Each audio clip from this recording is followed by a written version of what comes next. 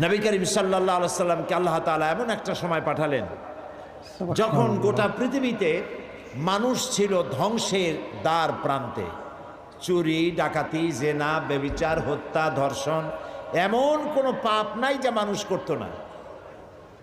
যেই দেশে রসুল আসলেন সেই দেশে মানুষ, তাদের চিন্তা ছিল যে আমি মানুষকে খুন করব না কেন, লুট করব না কেন, মিথ্যা কথা বলবো না কেন, নারী অপহরণ করব না কেন, এর কোনো যুক্তিসঙ্গত কারণ তাদের জানা ছিল না। সবটাই তারা বৈধ মনে করত।